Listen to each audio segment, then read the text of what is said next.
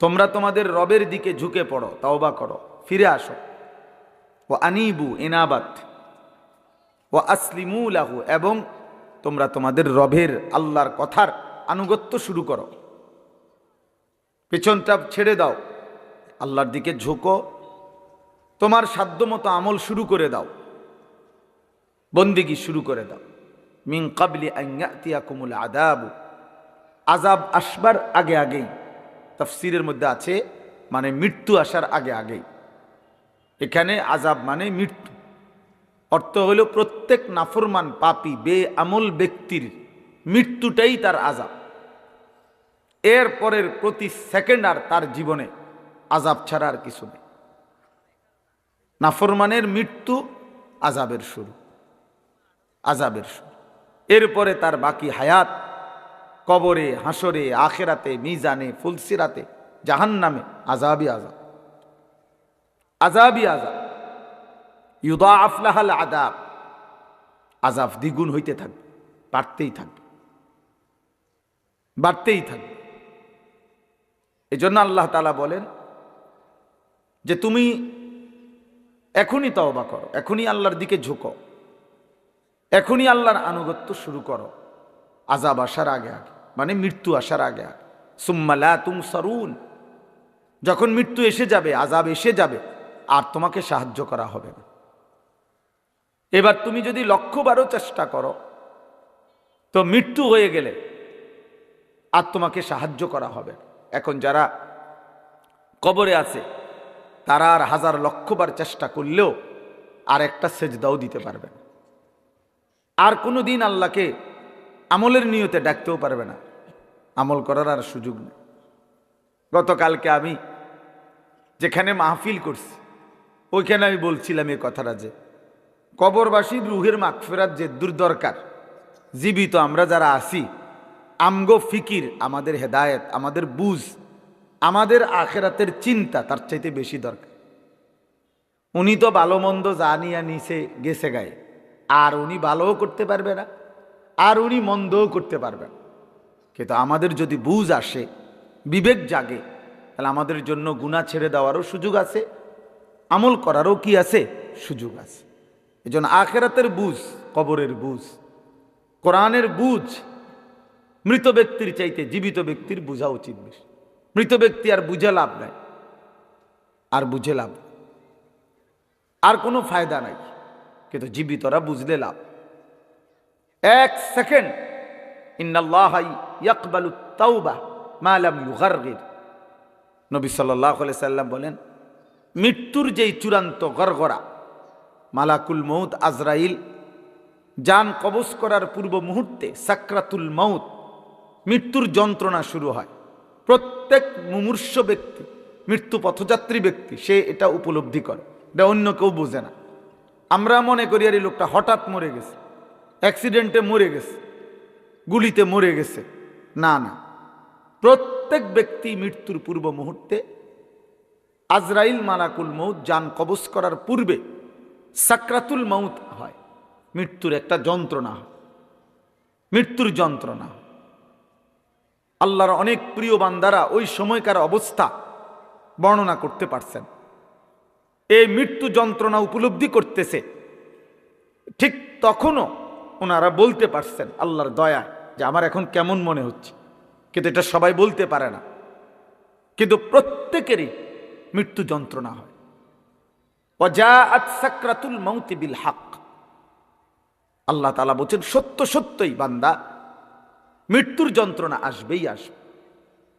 হাদিসের মধ্যে আছে আল্লাহর নবী সাল্লাল্লাহু আলাইহি ওয়াসাল্লাম ইন্তেকালের পূর্ব মুহূর্তে আম্মা জান আয়েশা রাদিয়াল্লাহু তাআলা আনহা তিনি বর্ণনা করছেন, নবীজির স্ত্রী, নবীজি বারবার বলতেছিলেন এ কথা।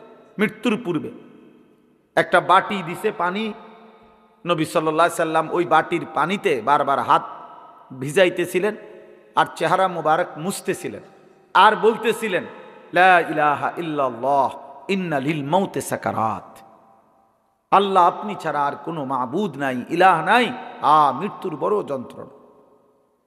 এ কথা নবীজি বলতেছিলেন। নবী সাল্লাল্লাহু আলাইহি সাল্লাম দোয়া করতেছিলেন আল্লাহুম্মা আইন্নি আলা সাকারাতিল মাউত, আল্লাহ মৃত্যু যন্ত্রণার এই মুহূর্তে আমাকে সাহায্য করেন। নবীজি বলতেছি, হাদিস, বিশুদ্ধ হাদিস, আল্লাহুম্মা হাওবিন আলাইয়া সাকারাতিল মাউত। নবীজি বলতেছিলেন, আল্লাহ আমার মৃত্যু যন্ত্রণা সহজ করে দেন। তাহলে এটা তো তিনি বলতে পারতেছিলেন, কিন্তু পৃথিবীর সাধারণ মানুষ এটা বলতে পারে না। কিন্তু মৃত্যুর যন্ত্রণা হয়, বড় কঠিন যন্ত্র। এক সাহাবী হযরত আমর ইবনুল আস রাদিয়াল্লাহু তাআলা আনহু, ওই ভাই মাঝখানে কথা বলুন, হাসছো না ভাই। যদি কোনো দুষ্টামি বাকি থাকে বাইরে গিয়ে করলে ভালো। বাইরে আলহামদুলিল্লাহ যথেষ্ট জায়গা আছে, যাদের সংবং করা দরকার বাইরে করলে ভালো। দয়া করে ভিতরে ফাজলামি করা যাবে না, আমি এটা পছন্দ করি না। মোবাইল টিপবেন, কথা বলবেন, দুষ্টামি করবেন, ধাক্কাধাক্কি করবেন, হাসি মস্কারি করবেন, বুট বাদাম খাবেন, নামনের মতো বেডই তো ওয়াজ না শুনলে ভালো, আকামলা মানুষ না শুনলেই ভালো। আমি ব্যক্তিগতভাবে ভোট প্রার্থনার জন্য ওয়াজ করি না, আমার কোনো মার্কা নাই, আমি কোনো মার্কার পক্ষে প্রচারণাও করি না। অতএব আমি কোনো জনসমর্থন খুব বেশি চাই না, ব্যাপক জনসমর্থন আমার দরকার নেই। আমি কিরমু জনসমর্থন দিই, আমার আখেরাত দরকার। আল্লাহ মাফ করলে একজনকে বলার দ্বারাও মাফ করতে পারে, আল্লাহ না মাফ করলে 1 কোটিকে বলার পরেও যদি মাফ না করে তো আর বেল আসেনি, তো আর আমি এটা দিয়ে করবো কি? আমি এটা করবো কি? এই জন্য কোনো খামখেয়ালি করা যাবে না। যার খামখেয়ালি করা দরকার চলে গেলে ভালো, কোনো অসুবিধা নেই। আমি 4 জন মানুষের সামনে কত ওয়াজ করছি, 10 জন মানুষের সামনে গড়ির ঘন্টা 4 ঘন্টা ওয়াজ করছি। আজ থেকে কি মনে হয় 200 বছর আগে? তো তাইলে আর কি, বুঝেন নাই কথাটা? খালাস, এটা কোনো বিষয় না। এখন মাহফিল বেশি না কম, জনপ্রিয়তা বেশি না কম, এগুলা দিয়ে কি ঘাস কাটবনি? আমার মাহফিল ওই দিকে সব। আজকে 14 গ্রাম ফেনি আমার 2টা মাহফিল আছে, কিন্তু এমন একজন বেজাল্লা মানুষ আমারে দাওয়াত দিছে যে যার কারণে আসতেছে এই উল্টা জায়গায়। আলহামদুলিল্লাহ 3টার সময় রওনা দিছি কুমিল্লা ক্যান্টনমেন্ট থেকে। মাগরিবের আজান যখন দেয় তখন 30, এরপরে 35 আইলাম। কি বুঝলেন? কি আশাটা আইলাম? 8টা আইলে আমার মনে আরো আগে আসে পড়তে, যদি কোনার চাঁড়া দিতাম। চিন্তা করছেন কি জ্যাম, মানে কি অবস্থা।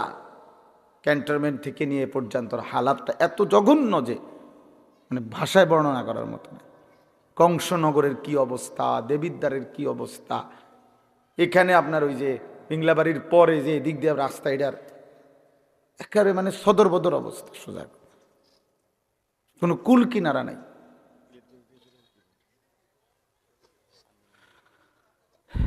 এই জন্য আমাদের প্রিয় মাওলানা আবু হানিফ ভাই ওইতে কইতে আছে আমার যে একটু ভিতরে যাইতে হবে, মাতছিও না দুঃখে।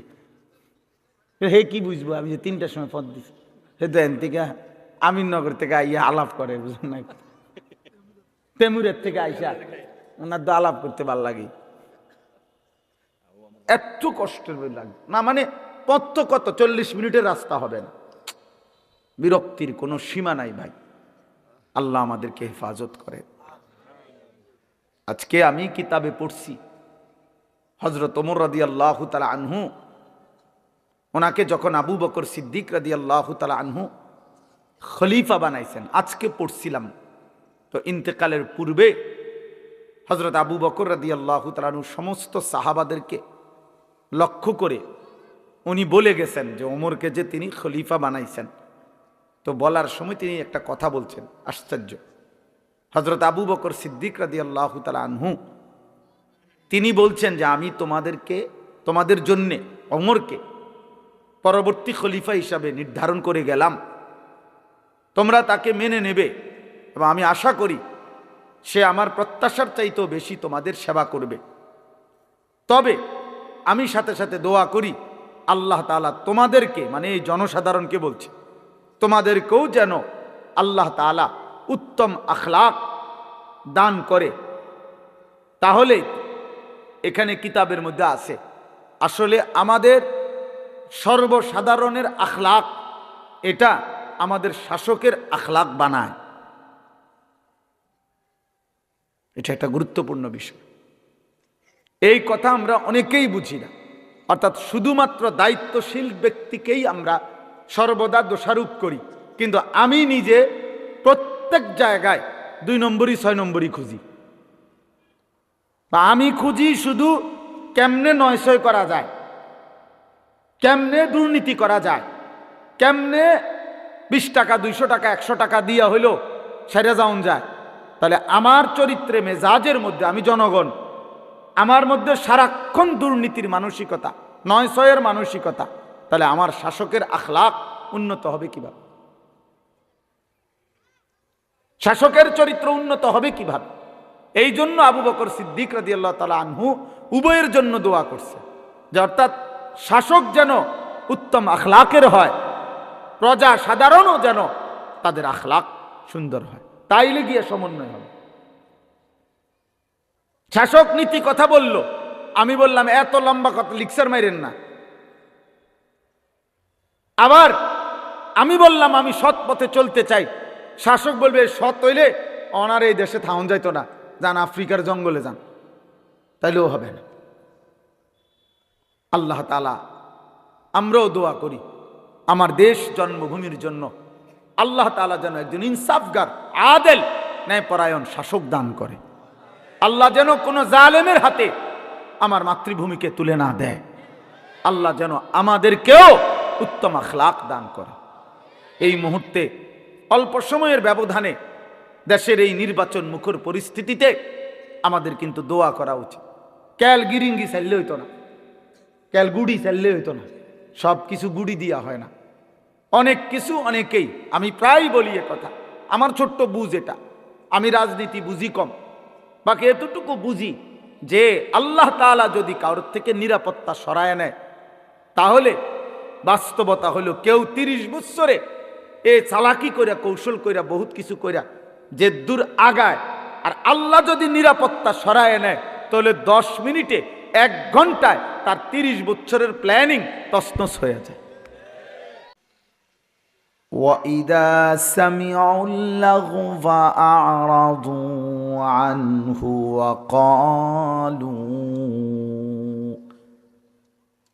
وَقَالُوا لَنَا أَعْمَالُنَا وَلَكُمْ أَعْمَالُكُمْ سَلَامٌ عَلَيْكُمْ لا نبتغي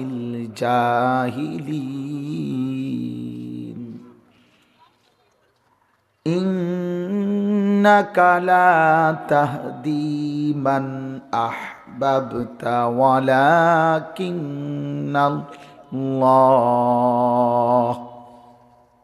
ولكن الله يهدي من يشاء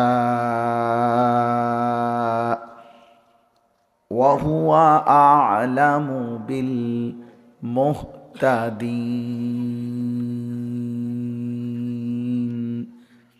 صدق الله مولانا العظيم.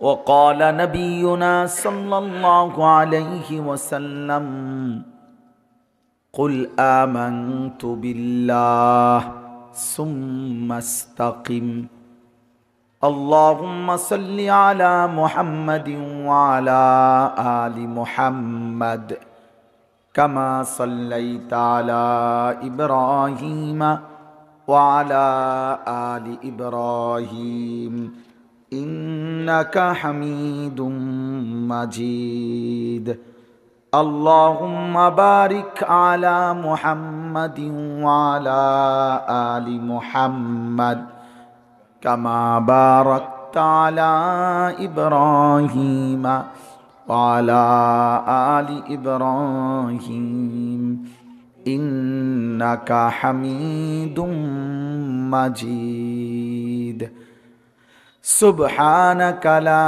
علم لنا إلا ما علمتنا ইন্নাকা আনতাল আলিমুল হাকীম। আলহামদুলিল্লাহ। আল্লাহ পাক রব্বুল ইজ্জাত জুল জালাল ওয়াল ইকরামের ফজল কারাম, রব্বুল আলামিনের অপরিসীম ইহসান, মেহেরবানি, দয়া, আল্লাহ তাআলা আমাদেরকে আজ 24 ডিসেম্বর 2025 রোজ বুধবার কুমিল্লা জেলা মুরাদনগর উপজেলাধীন রহিমপুর দারুল আমিন আল ইসলামিয়া মাদ্রাসা এর হাফেজ ছাত্রদের পাগড়ি প্রদান উপলক্ষে তৃতীয় বার্ষিক ইসলামী সম্মেলনে আল্লাহ তাআলাই আমাদেরকে আসবার বসবার আল্লাহর জন্যই জমা হওয়ার তৌফিক দান করেছেন। আলহামদুলিল্লাহ। সকলেই মিলে যারা যারা বসছেন, বয়স্ক বাবা, নওজোয়ান ভাই, কিশোর ছেলেরা, সবাই মিলে যার যার আলাদা আলাদা মনোযোগ দিয়ে আল্লাহর কথা শুনলে বরকত হবে। এজন্য মনোযোগের জন্য মোবাইল হাতে ধরে রাখলে, হাতে ধরে মোবাইল ভিডিও রেকর্ড করলে মনোযোগ হয় না, দিল জমে না, মানে কলিজার মধ্যে কথা ঢোকে না। এজন্য আমি নিষেধ করলাম, প্রত্যেকে একজনও মোবাইল হাতে ধরে ভিডিও বা রেকর্ড করবেন না, বরং নিজের জন্য মনোযোগ দিয়ে আল্লাহর কথা শুনেন। একদিনে মানুষ বদলায় না, কিন্তু শুনতে থাকলে আল্লাহ তাআলা যখন তৌফিক দেবে, মালিকের দয়া হবে, তো জিন্দিগি বদলায় যাবে। কোরআন সুন্নাহর ইলম এটা আসলে একটা নূর, আলো। ধারাবাহিক পড়তে থাকে অনেকে, শুনতে থাকে, কোনো এক সময় কোনো এক মুহূর্তে আল্লাহ তাআলার দয়া হয় তো তিনি এই ইলম নামের এই নূর বান্দার অন্তরে দিয়ে দেয়, এবার তার দুনিয়া আখিরাত সব আলোকিত হয়ে যায়। এটাই বাস্তবতা। আমরাও যে মাদ্রাসায় পড়ছি, তো 12 বছর, প্রত্যেক বছরের আলাদা আলাদা কোন বছর কি পড়ছি, যে প্রত্যেক বছরের পড়া আলাদা। যদি এখন বলে যে আপনি বছর দইরা আলাদা আলাদা বলেন যে 98 সালের ফরাডি কন, 99 সালের পড়া, এগুলো আলাদা মুখস্থ বলেন, 2000 সালে যেটি পড়ছেন এগুলা বলেন, তো আমরা বলতে পারবো না। এগুলো তো এখন আর মনে নেই। তো তাহলে মনেই যেহেতু নাই, তো সব যেহেতু ভুলেই গেছি, তো আর এলেম হইল কই, তো আর আলেম হইল কই, ওটা কি হুজুর, তাহলে আর তো ভুললেই গেছে। তাহলে বোঝা গেল হুবহু লাইনে লাইনে মুখস্থ রাখা এটা এলেমের বিষয় না। এলেম একটা নূর, আলাদা কিছু, যেটা আল্লাহ তাআলা দান করে। আর সেটা যখন কাউকে দান করে তো তার দুনিয়া আখেরাত আলোকিত হয়, আলোকিত হয়। এজন্য অপেক্ষা করতে হয় অনেক দিন, আল্লাহর কথা বলা, শোনা, আল্লাহর কথার জন্য নিজের অন্তরকে আগ্রহী করা। আল্লাহ তাআলা বান্দার এটা খুব চায়। ওয়াহদি ইলাইহি মান ইউনীব, কোরআনুল কারীমের মধ্যে আছে, আল্লাহ তাআলা বলেন, আমার যে বান্দা আমার দিকে ঝুঁকে আসে, মান ইউনীব মানে হলো এনাবাত, অর্থাৎ যে আল্লাহর দিকে ঝুঁকে, আল্লাহ বলেন আমি তার চাইতে বেশি এগিয়ে হেদায়েত দিয়ে থাকি। এনাবাত, আল্লাহর দিকে ঝুঁকতে হয়। এই জন্য এনাবাতের এক অর্থ তওবা, রুজু, আল্লাহর দিকে ফেরো, আল্লাহর দিকে ঝুঁকো। কোরআনুল কারীমের মধ্যে আছে, আল্লাহ তাআলা বলেন, ওয়া আনিবু ইলা রাব্বিকুম ওয়া আসলিমু লাহু মিন ক্বাবলি আন ইয়াতিয়াকুমুল আযাবু সুম্মা লা তুনসারুন।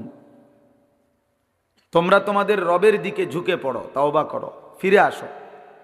ওয়া আনিবু, ইনাবাত, ওয়া আসলিমু লাহু, এবং তোমরা তোমাদের রবের আল্লাহর কথার আনুগত্য শুরু করো, পেছনটা ছেড়ে দাও, আল্লাহর দিকে ঝুঁকো, তোমার সাধ্যমতো আমল শুরু করে দাও, বন্দেগী শুরু করে দাও।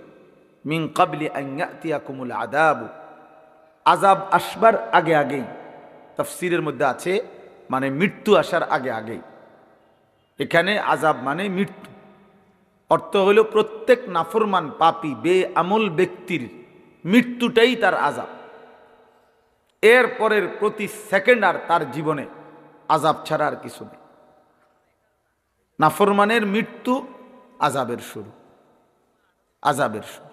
এরপরে তার বাকি হায়াত কবরে, হাসরে, আখিরাতে, মিজানে, ফুলসিরাতে, জাহান্নামে আযাবই আযাব, আযাবই আযাব। ইউদাআফ লাহাল আযাব, আযাব দ্বিগুণ হইতে থাকবে, বাড়তেই থাকবে, বাড়তেই থাকবে। এজন্য আল্লাহ তাআলা বলেন যে তুমি এখনই তওবা করো, এখনই আল্লাহর দিকে ঝুঁকো, এখনই আল্লাহর আনুগত্য শুরু করো, আযাব আসার আগে আগে, মানে মৃত্যু আসার আগে আগে। সুম্মা লা তুনসারুন, যখন মৃত্যু এসে যাবে, আযাব এসে যাবে, আর তোমাকে সাহায্য করা হবে না।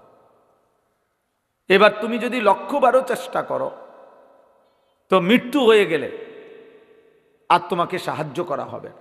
এখন যারা কবরে আছে তারা আর 1000-1,000,000বার চেষ্টা করলেও আর একটা সেজদাও দিতে পারবে না, আর কোনো দিন আল্লাহকে আমলের নিয়তে ডাকতেও পারবে না, আমল করার আর সুযোগ নেই। গতকালকে আমি যেখানে মাহফিল করছি ওইখানে আমি বলছিলাম এই কথাটা যে কবরবাসীর রুহের মাগফিরাত যে দূর দরকার, জীবিত আমরা যারা আছি আমগো ফিকির, আমাদের হেদায়েত, আমাদের বুঝ, আমাদের আখিরাতের চিন্তা তার চাইতে বেশি দরকার। উনি তো ভালো মন্দ জানিয়া নিচে গেছে গায়ে, আর উনি ভালোও করতে পারবে না, আর উনি মন্দও করতে পারবে না। কিন্তু আমাদের যদি বুঝ আসে, বিবেক জাগে, তাহলে আমাদের জন্য গুনাহ ছেড়ে দেওয়ারও সুযোগ আছে, আমল করারও কি আছে, সুযোগ আছে। এজন্য আখিরাতের বুঝ, কবরের বুঝ, কোরআনের বুঝ মৃত ব্যক্তির চাইতে জীবিত ব্যক্তির বোঝা উচিত বেশি। মৃত ব্যক্তি আর বুঝে লাভ নাই, আর বুঝে লাভ, আর কোনো ফায়দা নাই, কিন্তু জীবিতরা বুঝলে লাভ।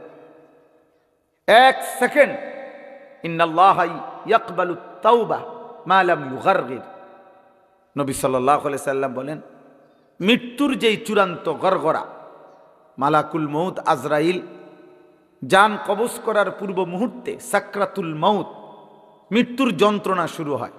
প্রত্যেক মুমূর্ষ ব্যক্তি, মৃত্যু পথযাত্রী ব্যক্তি, সে এটা উপলব্ধি করে, এটা অন্য কেউ বোঝে না। আমরা মনে করি আর এই লোকটা হঠাৎ মরে গেছে, অ্যাক্সিডেন্টে মরে গেছে, গুলিতে মরে গেছে। না না, প্রত্যেক ব্যক্তি মৃত্যুর পূর্ব মুহূর্তে আজরাইল মালাকুল মউত জান কবজ করার পূর্বে সাকরাতুল মউত হয়, মৃত্যুর একটা যন্ত্রণা হয়, মৃত্যুর যন্ত্রণা। আল্লাহর অনেক প্রিয় বান্দারা ওই সময়কার অবস্থা বর্ণনা করতে পারছেন। এই মৃত্যু যন্ত্রণা উপলব্ধি করতেছে, ঠিক তখনও ওনারা বলতে পারছেন আল্লাহর দয়া যে আমার এখন কেমন মনে হচ্ছে, কিন্তু এটা সবাই বলতে পারে না। কিন্তু প্রত্যেকেরই মৃত্যু যন্ত্রণা হয়। ওয়াজাআত সাকরাতুল মাউত